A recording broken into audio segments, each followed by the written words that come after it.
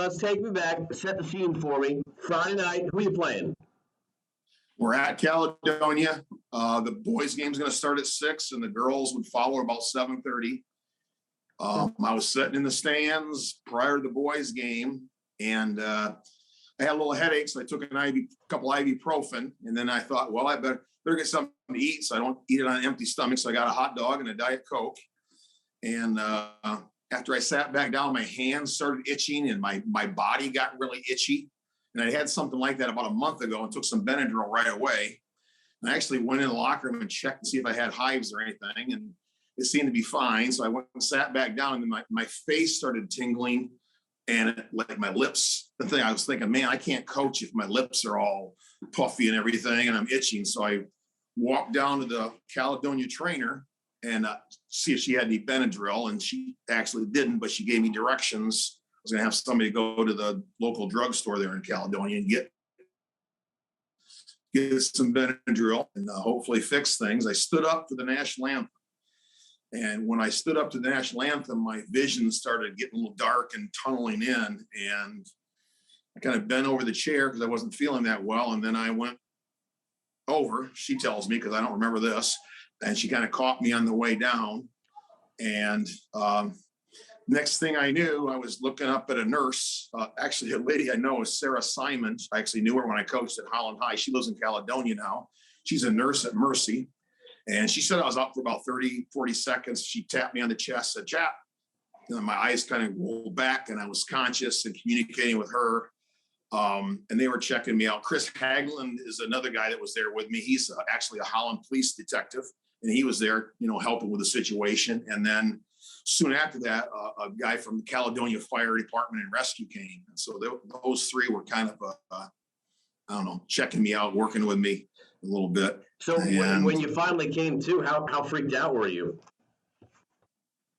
I don't know. It was like I'd fallen asleep. I had a quick dream or something like that. And then I saw her there. I honestly, I didn't know what had happened at first. And she, told me I had passed out, fainted or whatever. And they were, since I'm an old dude, they went in, and of course they're going to check my heart right away first. And, I was fine with blood pressure. I never lost my pulse or any of that kind of stuff. They did hook me up to an AED. They hooked me up to an AED just to monitor my conditions. I had a little, not a chest pain, but I had burp because I had drunk some soda. And I pushed on there a couple of times, so they were worried it was maybe a heart thing. So they hooked me up to that, and they monitored me for that heart situation. I was fine the whole time. My blood pressure was fine. My pulse rate was fine. And that was just a precaution that they hooked me up to the AED. And that, I know that probably freaked some people out because they had seen that. They never shocked me. I didn't have a heart issue at all. It ended up being, we were waiting for the rescue squad to get there, which took a little while. And at some point, they hit me with an EpiPen. The guy from the Cal Fire Department Rescue, he put it in the top of my thigh, and it actually bent. He must have hit Quadzilla because it bent the pen. So then he had to come into the side and put it in and, administer it that way. Side story. So the same thing happened to me when I was in 7th grade. I had an allergic reaction to milk, and they kept jabbing me with it. They couldn't. Yeah. They had no idea what they were doing, and then it worked, and then I just had this rush of energy. Is that what happened to you? I had the biggest thing I remember is my leg started shaking like a jackhammer, my left leg. And when I was in the rescue squad on my way up to Metro, it was just shaking the whole time.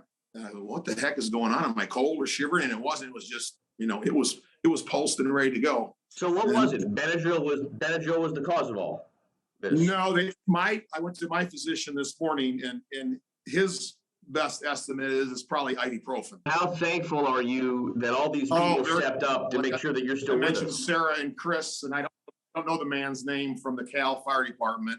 The Cali people were awesome. I was a little disappointed they didn't play the game. The boys' game was held up for about 45 minutes, they tell me, and then of course they can't postpone the girls' game. We're going to make it up this Saturday at Caledonia, Saturday afternoon. So we'll get the game in. It's just going to be a week later. but very thankful to people that, took care, took the precautions necessary.